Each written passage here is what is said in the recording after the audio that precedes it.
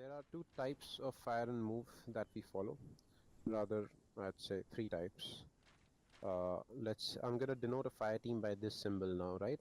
This is Alpha fire team, and this is Bravo fire team. Here, right? We have Alpha fire team, Bravo fire team.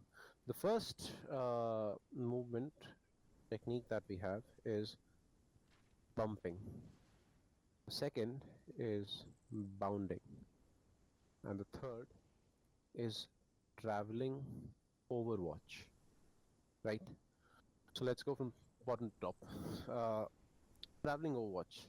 Traveling overwatch is essentially two elements moving together, as in both the elements are moving, but they are spaced out by minimum of 50 to 75 meters, such that if the point element was to come under fire from an enemy,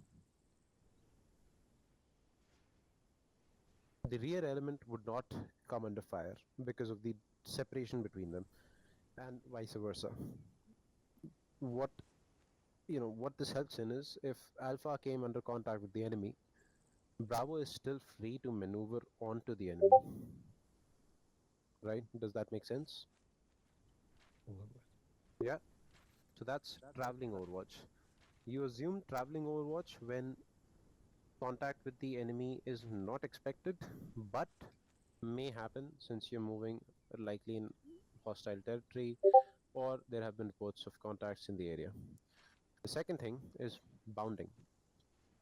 In bounding, you have one element that covers the move of the second element. So let's say this was the start point of a movement, and the squad leader wanted you to conduct bounding movement.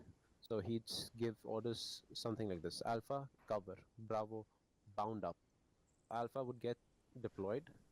They would observe the area ahead, and Bravo would bound up.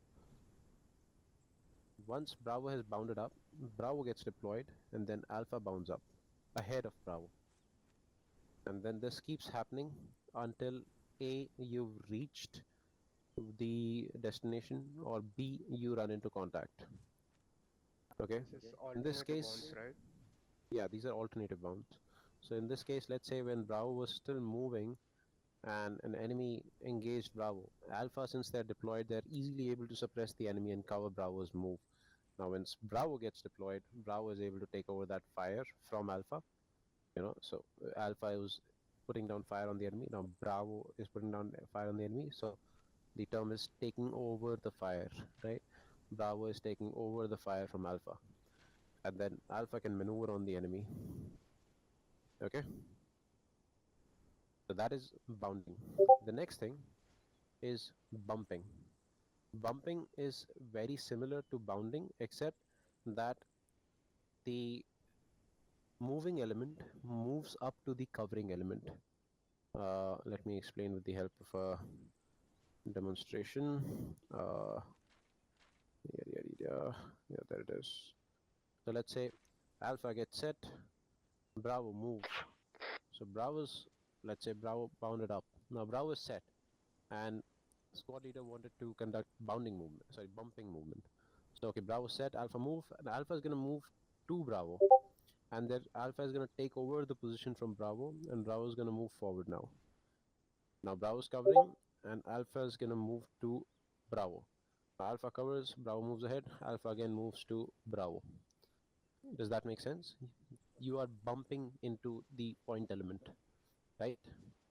You're still covering each other's move, but the rear element is not going past the front element. Does that make sense? Yes. Yes.